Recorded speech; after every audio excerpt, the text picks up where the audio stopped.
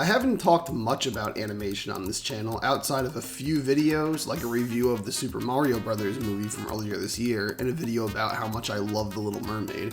And while Dreamworks is definitely not my favorite animation studio, I felt inclined to talk about them recently.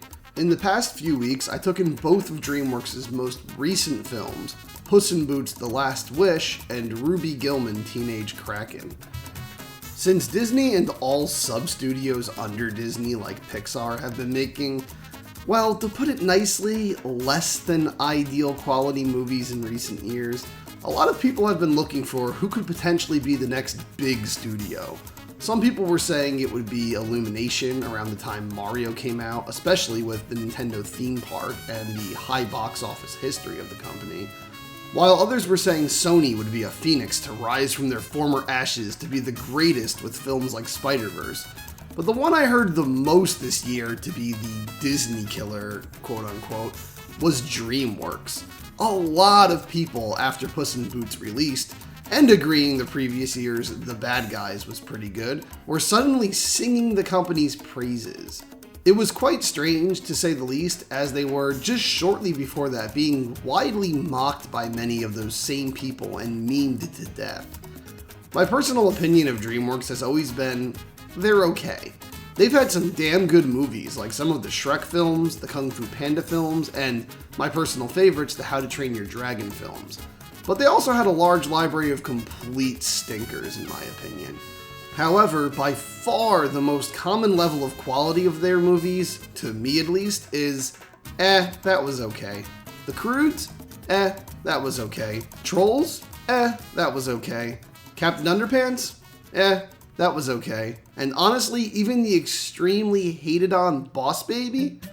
I thought that was okay too. Not great films by any measure, but an entertaining enough distraction of complete mediocrity for an hour and a half. So when I heard every single person I talked to telling me the Puss in Boots sequel to an 11-year-old Shrek spin-off was one of the greatest animated films of the current decade, you can believe I was more than confused. So the second half of this video is going to be my thoughts on Ruby Gillman, but before we get to that, let's cover everything I need to say about Puss in Boots: The Last Wish. I definitely thought the praise for this movie was just intense overhype, mostly because people have been pretty starved for good media in the past few years. But when I finally saw it, I gotta say, I was blown away by how good it was. Is that partially due to the complete lack of greatness in Hollywood as of late? No doubt. But it was also just a great movie all around. I admittedly have never seen the first Puss in Boots movie, but aside from the fact there's one returning character from it in this movie, there's really nothing that will leave you scratching your head. Even she is basically completely explained within this movie. It's got a great pace, a lot of very good humor, very fun animation, crazy action, and a genuine sense of adventure, on top of also tackling some very real and dark subject matters for a modern kids film, like death and mortality as a whole, and figuring out what life is worth living for. Honor and splendor, or fun and love, or a mix of the two. I was very surprised to see some of the content in this movie. Characters die very frequently, almost always for comedic effect. The main character is literally being stalked by Death himself the whole film in what I assume could be some genuinely terrifying scenes for small children. And the main villain, Big Jack Horner, is the most amazingly evil pile of trash. I love how irredeemably terrible they made this guy. In an age where every studio is afraid to put genuinely bad villains in children's media, Jack Horner just doesn't give a crap. He's probably the funniest character in the film, just from how over-the-top and selfish he is, as well as his infinite collection of fairy tale weapons. There are a couple moments where it feels a bit too on the nose when characters like the Jiminy Cricket parody are just telling the audience how evil he is, but even then, the fact that he's trying to be his good conscience and just can't possibly bring himself to be that makes it still hilarious. The humor doesn't work for me sometimes, like this running gag of the dog character eating a sandwich that feels kind of forced and unrealized, but most of the comedy actually hits really hard. And that being said, so did the emotional moments. No, it's not a movie that evoked any powerful emotional response out of me, but you care about all the characters, see things from their perspectives, and genuinely root for each one. The fact the movie can make you root equally for Puss, Kitty, the dog character, and Goldilocks and the Three Bears is very impressive. They're all flawed yet sympathetic and understandable in their own way. Well, except the dog. He doesn't really have any major flaws. The only thing I will say I'm a bit split on is the action scenes.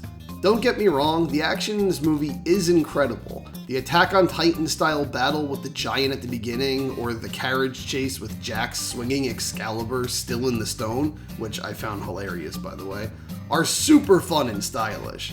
But I honestly found it jarring when the frame rate would suddenly drop in action scenes. I know this is what Spider-Verse did, and that won an Oscar, but that whole film was in that style at least, and honestly, even then, I kind of wish it wasn't. I'm not a huge fan of the choppy, jerky look of it.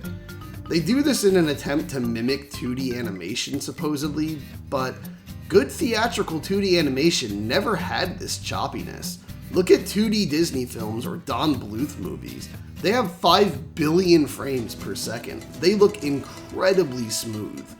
Even 2D TV animation with action didn't look choppy like this. Shows like Darkwing Duck, Dexter's Laboratory, or Kim Possible look super smooth, even despite having much fewer frames than theatrical animation. But the other thing I find pretty silly about this new push to jump through all these hoops and develop all this advanced, expensive technology just to make CG look as much like 2D movies as possible is, why not just make them 2D? Like, if you're trying that hard to emulate 2D, you'll never get closer than the real thing. Klaus, the Netflix movie about Santa which came out a few years back, had magnificent 2D animation, with CG lighting and coloring effects added on top of it. I personally feel if we're trying to mix CG and traditional animation in modern films, follow Klaus's example. So yeah, that's just about all I have to say about Puss in Boots: The Last Wish. My thoughts on this one are much shorter than that of the next film because, well, they're basically all good. If you haven't seen it, check it out for sure. I think it will appeal to anyone of any age range, probably. It may not be the absolute best animated film of the current decade. I think I might give that title to Wolfwalkers, but it's still one of the best the 2020s have to offer. So, does anyone remember when a little trailer slipped out with no fanfare for a movie called Ruby Gillman: Teenage Kraken? No? Didn't think so. Seems most people didn't even know this was a thing. Dreamworks did basically nothing at all to promote this movie because any movie that's a completely new IP without Batman or Luke Skywalker in it these days is just sent to the wood chipper, or more fittingly in this case, the sushi kitchen. But I noticed it, dang it, and I swore I would see it when it came out. It looked really fun. I really want to support new non-franchise films. I love seaside themes, and also, let's be honest, I have a mermaid problem. I wasn't expecting much out of it, yet still remaining interested for a while. But after seeing The Last Wish, I was fully convinced that Dreamworks was on the up and up and would soon have a library of great films. So last weekend, when I could have seen giant franchise films like Spider-Verse or Indiana Jones, I purchased a ticket for Ruby Gillman. Now, I do have several complaints about this movie, just a few, but I have a lot to say about those complaints. For as I've said in reviews before, it's easier to go in depth about criticism than it is about positives, because for positives, you more or less just say, well, that was good. But before I get into these criticisms, which I'll go pretty deep with, I do want to say just for the record that this is in no way a bad movie. I do think this is a good movie. I had a lot of fun watching it, and I think a lot of people can have a lot of fun watching it. It has beautiful animation. It has some really likable characters. I really like the character of Ruby. I think she's adorable. I think she's very relatable, especially for teenagers watching the movie. She'll probably be very relatable. I liked her family. I liked Chelsea. I liked a lot of the characters. I like the character designs of the Inhuman characters. I think the squid people are adorable. I love Chelsea's design. I also like the fisherman Gordon, which is very funny. But for the most part, the human designs I really don't like. They feel really unrealized and undeveloped and just really unappealing as a whole. I don't like them. But I think the Inhuman characters, for the most part, have really charming, cute designs. But the animation as a whole and the visuals are very bright, very colorful, very beautiful, very fun. It's definitely a joy to watch this movie. So despite any criticisms I say, I do think it's just a solid, fun time and a darn good family movie. I have several issues with this movie, but before my thoughts end up scattered everywhere like tentacles, let's do each aspect one at a time. I'll start with the aspect I feel the movie tried to push the heaviest, the humor. While I said the humor in The Last Wish was almost all great with a few clunkers here and there, Ruby, unfortunately, was the opposite in my opinion. The jokes felt very forced, and only, I believe, 2 or 3 got a laugh out of me. And this movie tells about 5 jokes a second. It suffers from something many modern films suffer from, and that is an over-reliance on comedy, seemingly as a way to avoid having to get sincerely emotional or genuine at any point in the story. And every single character is meant to be the comic relief. Remember in Beauty and the Beast how most characters are just regular characters who can be happy, angry, sad, hurt, or funny depending on the context? Like, you know, real people. And only a couple characters were always comedic, like Cogsworth or LeFou. Well, in Ruby Gillman, every single character is meant to be the most hysterically funny thing you've ever heard.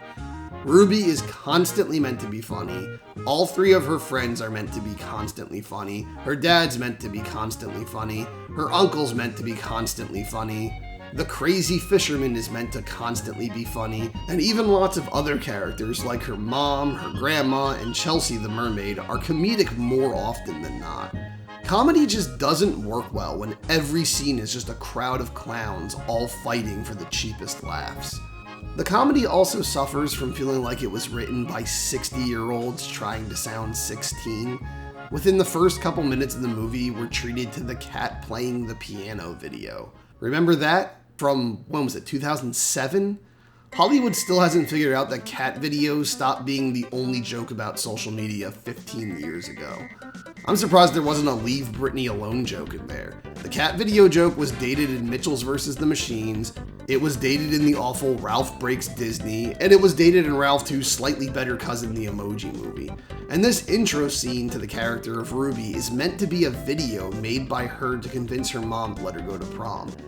Yes, that's what 17-year-old girls are into. YouTube videos from 2007. Also, she's supposed to be really into math. They never ever explore this video making side of her ever again in the rest of the movie. A lot of the characters who were meant to be funny got 0 laughs from me or the entire theater I was in. For instance, Ruby's generic goth stereotype friend constantly gets these moments where the camera zooms in on her and the background turns all purple as she says some really dark and depressing stuff. She did this so many times in the movie, and no one, myself included, even smiled. It was basically my least favorite running gag from the Mario movie with that dumb Luma.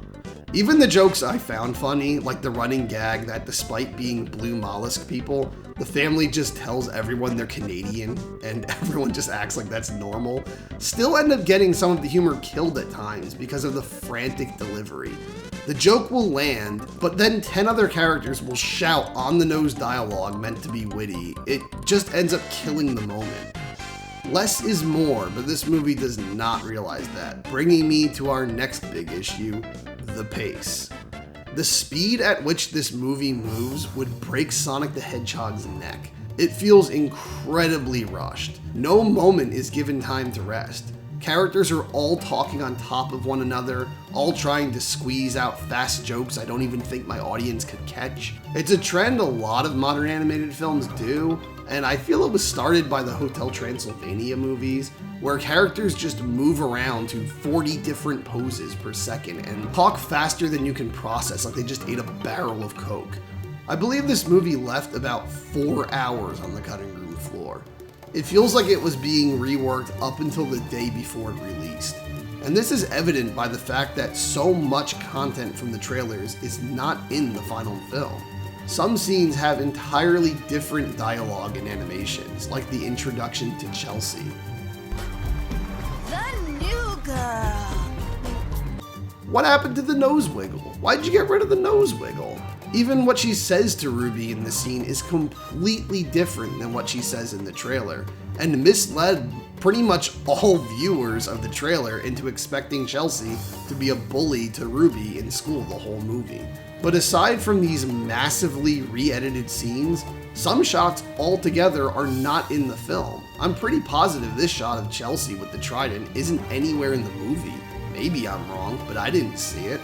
It feels like it was constantly being rewritten and re-edited until all we were left with was an express viewing of table scraps. We've gotten stuff like this a lot in movies before, like Fan 4-Stick cutting half the trailer footage from the actual movie. Apparently the new Transformers is guilty of this, Rise of the Beast, and even movies like Guardians of the Galaxy Volume 2, changing almost every joke from the trailer so that it isn't quote-unquote spoiled.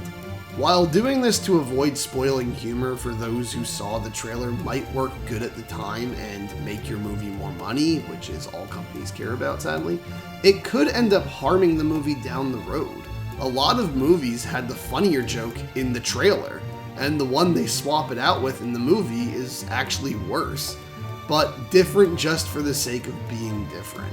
So years in the future, the original funny line from the trailer will get lost, and people will only remember the one from the final film, which may not be as good, thus making the film not seem quite as good as it did at release in retrospect. Probably the biggest bummer for me personally was with the first trailer they put out, they spoiled the entire plot. Literally the first reveal trailer for this movie shows you everything that happens in the film. They doomsdayed their movie. They literally tell you the whole story with every twist and spoil the final battle all in the first reveal trailer for the film. Anyone else who was following the movie was saying it was a shame they spoiled it, and I was the fool sticking up for it saying there's no way they spoiled it like that. There's definitely more they aren't showing us. I was certain they'd put in a twist like Ruby and Chelsea would end up having to team up to teach the older relatives that the war between Krakens and mermaids doesn't need to continue, and if I can change, then you can change, then everyone can change, and yada yada. But no, despite the fact the marketing pushed Chelsea as the bad guy constantly, like really pushed her as the villain, when she shows up in the movie, we're supposed to think she's a good guy. She's actually a seemingly nice person for 85% of this movie. It's not until the climax that they try to flip it on us and act like we should be surprised she's evil. On top of that, it's kind of a weird twist because while it's pretty obvious, especially for anyone who saw any bit of marketing, it does seem to come out of nowhere. Chelsea genuinely comes off as a nice person and honestly a better friend to Ruby than her 3 pretty crappy human friends. Like, Chelsea actually gets Ruby to accept herself as a Kraken and enjoy life as what she actually is.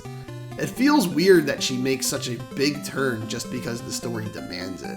I think it would have been a lot more creative and unique to not go the obvious route and maybe do something else. Maybe make it so that there's an old evil mermaid and Chelsea is torn between assisting her while also wanting to be Ruby's friend. But no, Chelsea is the same mermaid that fought Ruby's grandma back in the day. She's, I guess, 80 or older, but says mermaids never age. So she's just always been evil. And while I did just praise Jack Horner for being pure evil, I know, he was made to be pure evil from the start. If a character seems sweet and supportive while maybe a little annoying for 80% of your movie, it's very jarring to have them go full Sith with no gradual decline to that state or enough hints to them hiding a darker side. It felt like Hans from Frozen. revealed to be evil just so there's a twist. Except they already spoiled this twist months before the movie released in the marketing. Now, to counteract this argument I've been complaining about how they shouldn't have spoiled the movie. I will say, a lot of the greatest movies made in my lifetime, especially the older ones, actually did spoil a lot of the movie in the trailer. There are many movies I went into knowing everything that was going to happen. I more or less knew everything that was going to happen when I went into a Disney movie as a kid, but I still loved it, I still enjoyed it, I still looked forward to certain parts happening, certain characters being introduced.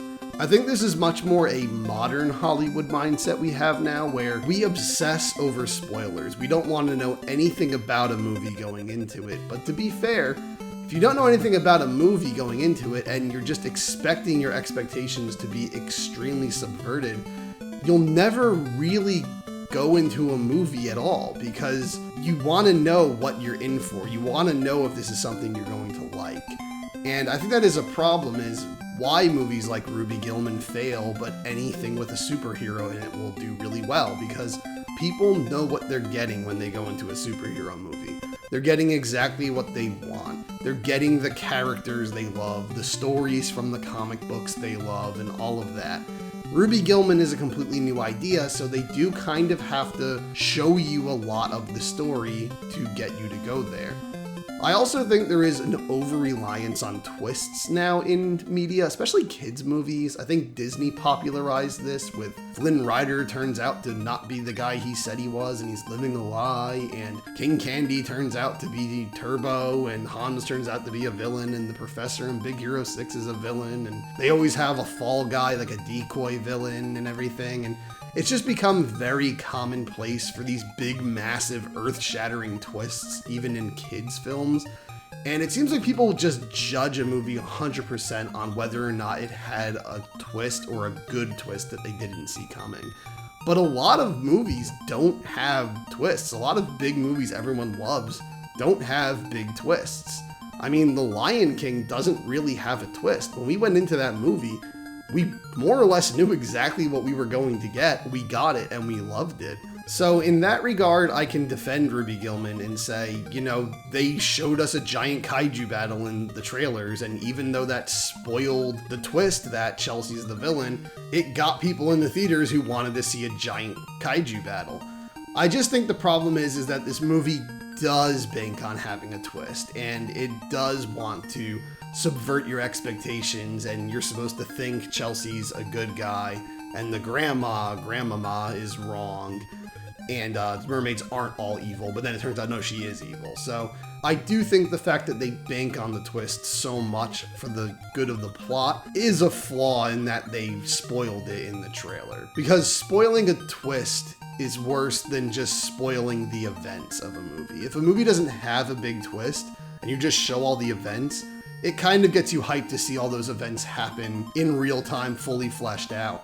But when it comes to a twist, if you spoil a twist, it kind of breaks the narrative of the movie for people seeing it for the first time. I was admittedly thinking, when seeing the movie in theaters for a minute, when she first meets Grandmama, that she was going to end up being the real villain of the movie, the grandmother, because she's acting kind of spoiled and she's kind of just disregarding people. It's not like she's evil, but she's acting in one of those like obnoxious kind of ways, mildly obnoxious, that a character usually acts in a kid's movie if they are going to eventually become a bad guy. Like, it's kind of those like little signs you put in early on in the movie that a character is meant to be kind of selfish.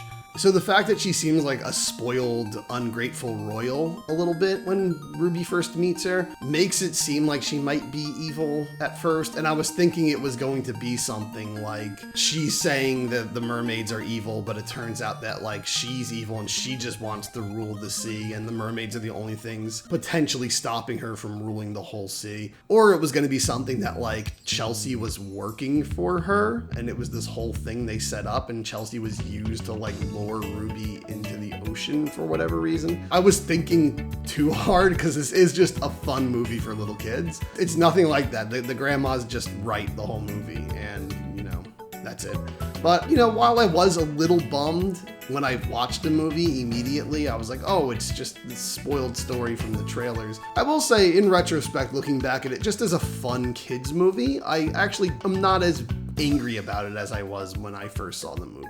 Ultimately, I would say it's not as good as Puss in Boots, not even close, but I do think it's above the usual okay of DreamWorks. I think it's a better DreamWorks movie. Not as good as the greats, but a lot better than their average fare. So I would say, no, I don't think DreamWorks is now the savior of animation or anything, but I do think they're headed in the right direction. And I do think that if they keep at it like this, and they keep making movies of this quality, just improving them more and more and more as time goes on, I think they could end up being one of the greatest studios for animation possibly someday. Do all the liking and subscribing and the sharing and the bell stuff.